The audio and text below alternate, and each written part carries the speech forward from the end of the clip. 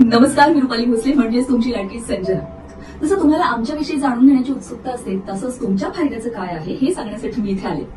आम्ही घेऊन आलो आहोत नव्या मुंबईला जोडणारा असा एक प्रीमियम कमर्शियल प्रोजेक्ट। सिरियसली सहज परवडेल असा पण तरीही मॉडर्न इन्फ्रास्ट्रक्चर असलेला हा प्रोजेक्ट आहे। ह्या प्रोजेक्टमध्ये तुम्हाला मिळणार आहे प्रीमियम शॉप्स, ऑफिसेस, घरं आणि बरंच काही। हा प्रोजेक्ट आहे ऑल्टो फिल्मचा प्रीमियम प्रोजेक्ट ग्रँड ओरन सेंटर। मुंबई गोवा राष्ट्रीय महामार्गावर राजापूर गाडगिळवाडी येथे भीषण अपघात झालाय। या अपघातात एकाचा मृत्यू झाला।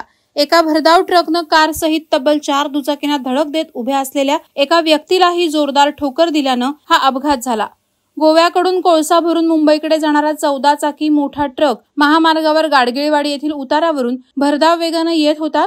यावेळी या ठिकाणी असलेल्या बस थांब्यावर काही प्रवासी आणि काही दुचाकी स्वार आपल्या दुचाकी लावून थांबले होते, तर एक कॉलिस कार देखील उभी होती।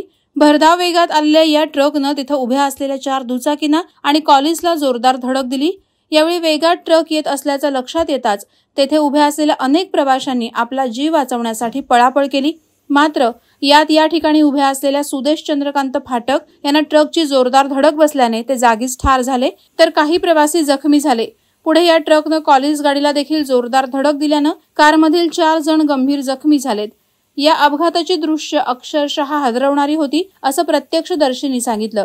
या अपघातात सुमारे 10 जण जखमी झालेत। कॉलिस गाडीतील विकास रघुनाथ पाडावे, रघुनाथ भगवान पाडावे, रामदास लक्ष्मण दळवी, श्रावणी रामदास दळवी सर्व राहणार कणेरी यांचा जखमींमध्ये समावेश आहे, तर रस्त्याच्या कडेला उभे असलेले मिहिर मिलिंद धुळप वय वर्ष 13 राहणार कोंढेतड याच्या डोक्याला दुखापत झाली आहे।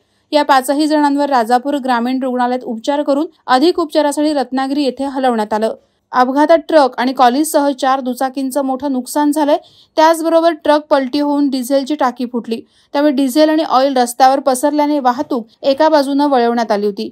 या अपघाताची माहिती मिळताच राजापूर पोलिसांसह अनेकांनी तात्काळ घटनास्थळी धाव घेत अपघातग्रस्तांना मदत केली आणि जखमींना राजापूर ग्रामीण रुग्णालयात दाखल केलं। वादळवारा लाईव्हसाठी न्यूज ब्युरो, रत्नागिरी। नवी मुंबई व रायगड जिल्ह्यातील ताज्या बातम्या आणि घडामोडींसाठी सबस्क्राईब करा वादळवारा लाईव्ह चॅनल आणि दाबा बेल आयकॉन।